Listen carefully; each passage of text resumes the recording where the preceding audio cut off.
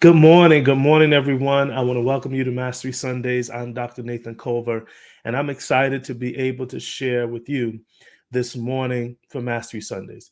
Today, I want to talk to you from the thought confronting your fears. Confronting your fears. There's a scripture in 1 John 4 and 18 I want to read to you this morning as a kind of a backdrop to our conversation that I want to share with you today. 1 John 4:18 says, "There is no fear in love. There is no fear in love, but perfect love casteth out fear, because fear hath torment. He that feareth is not made perfect in love." It says that perfect love casts out fear because fear has torment.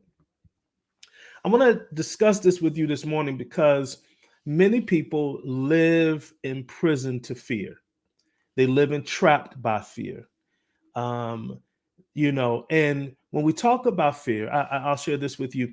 Just a couple of weeks ago, I was on an airplane, and I've struggled with flying for many years. I've struggled with taking flights, especially long flights, simply because of fear. And oftentimes, people who struggle with fear or have challenges around fear also have issues when it comes to control. Oftentimes, a loss of control or a lack of knowledge about what is to come causes people to be entrapped by fear. Fear often comes because of what we don't know, or ignorance is a result sometimes of fear, what we lack knowledge in, and what we don't have control of. And when we are walking with God, the thing we've got to understand is that walking with God means that we relinquish control to Him. It means that we relinquish um, our will, if you will, to Him, and allow Him or trust Him in the process of orchestrating the affairs of our life. And this is where faith is paramount in your relationship with God. You can't have a successful, healthy relationship with God without faith. Just like you cannot have a healthy, successful relationship without trust. Trust taken out of a relationship only creates insecurity. It creates levels of fear and anxiety and worry and stress that causes you not to enjoy the relationship. And this is what we have to understand about God, that oftentimes our relationship with God is not as enjoyable. It's not as filled with joy and excitement as it should be because we want to remain in control. And we cannot remain in control of all the affairs of our life and have a healthy relationship with God. And so the scripture says here, there is no fear in love. How many of us say that we love God, but we walk in so much fear? We walk in, we walk in a huge amount of fear as it pertains to our future, as it pertains to our finances, relationships, all sorts of things. We walk in fear about the things that God has in His control, in His power. We walk in fear about, but we say we love God. We can never fully love God and still hold on to fear. Now, obviously, there are some fears that are healthy, right? That protect us. We're not talking about those. We're talking about fear that prohibits you from doing the things that will cause you to have an enjoyable life, a healthy life, a productive and healthy spiritual life, and healthy relationships in your life. And so the scripture is teaching us here that in love, when you are in love, fear doesn't reside there.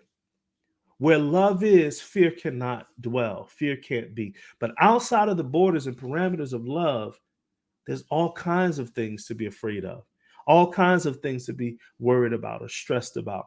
But in love, there is no fear. It says, because perfect love casts out fear. Perfect love, mature love, full grown love. Another translation says, full grown love casts out or removes fear from the equation. It says, because fear has torment. Often, when we have fear, I want you to get this and understand this because it's helpful in our spiritual journey and our progress in terms of our relationship with God. Remember, I said that fear as often can come as a result of a loss of control, right, or a lack of control, inability to have control of the circumstances or the outcome of a situation, a lack of knowledge, right? Because of what we don't know, we have fear. But I want you to think about this. Let me say this as well. Often fear can come as a result of our ability to only see what our potential is or what we can do concerning the situation.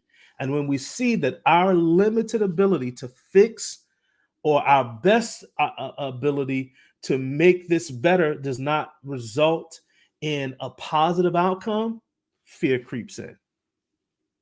Fear creeps in because I'm looking at what can happen within my own human ability.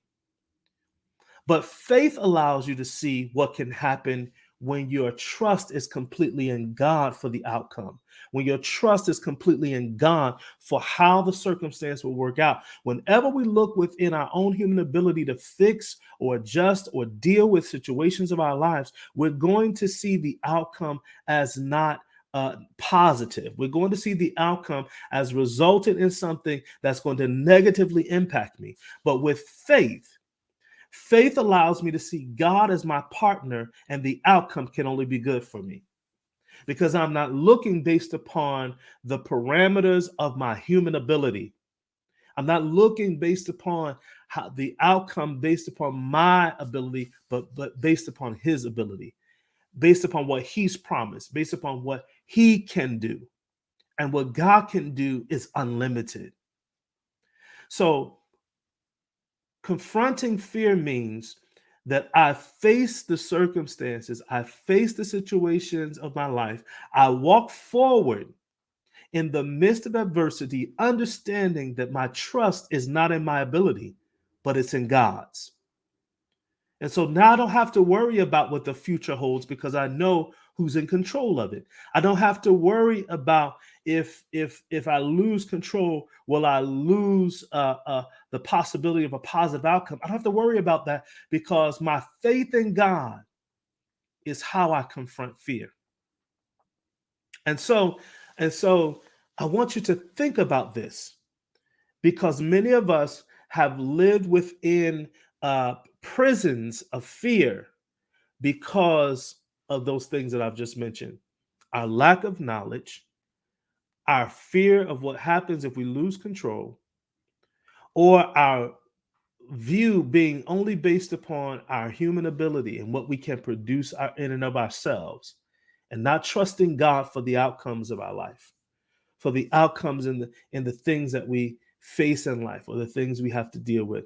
And so these result in situations that or it results in us living a life that is not enjoyable because fear never allows your life to be enjoyable. It says fear has torment, right? That word torment in the scripture means punishment. We look and we believe that the outcome is going to be negative. It's going to be adverse to us. It's going to be something that is not resulting in a positive outcome that we expect or anticipate or want to see happen in our life. So fear continues to plague us or continues to cause us to have this level of torture psychologically, emotionally, and it results in us not having a life that is enjoyable. I want you to understand that God's design for your life is for you to have a life of joy and peace. But that's not possible when when fear is ruling your decisions. Fear is ruling your ideas, your ability to do things or to dream or to walk out the plans and dreams of your life. When fear is present, your dreams become a distant thing that I never see coming into fruition. And so I live in a constant state of frustration and a constant cycle of depression because of the spirit of fear. But full grown love casts out fear because there is no fear in love. I want to encourage you in this season of your life to embrace love, the loving God fully, to embrace trusting Him, to embrace committing your cares, your issues, your challenges into His hands. Because as you commit these things into His hands and you relinquish control, you're going to see yourself soar spiritually. You're going to soar as it pertains to your relationships and all these other areas of your life. You have to trust God even as it pertains to your relationships in life. Because even though you've had to deal with matters or deal with issues that brought about a trust issue when it comes to relationships, even when it comes to that, you've got to put your trust in God. And you've got to allow Him to lead you, to guide you, to give you direction, to give you instruction, to show you what to do so that you don't live in a state of torment. Today, the word of the Lord to you is confront your fears. The only way you can confront your fears is with faith in God. But the foundation of faith in God is loving God. You cannot fully love God and embrace fear at the same time. This is a season for you to confront your fears, to walk in a true, harmonious, and healthy relationship with God because you've let love be matured, be perfected in you, and therefore you've cast out fear. Today, I hope that this word challenged you. I hope that it allowed you to see the possibility, the potential of what happens when you embrace the loving God and embrace the fact that fear does not have to be your prison. You have power over fear. God bless you. Thank you for tuning in. I want to give you an opportunity to connect with us. You can connect with us. You can email us to reach out to us for prayer, for connection. We have some things coming up in the month of September that will be a blessing to you, and I want you to be a part of it. I also want to give you an opportunity to support the ministry by way of giving.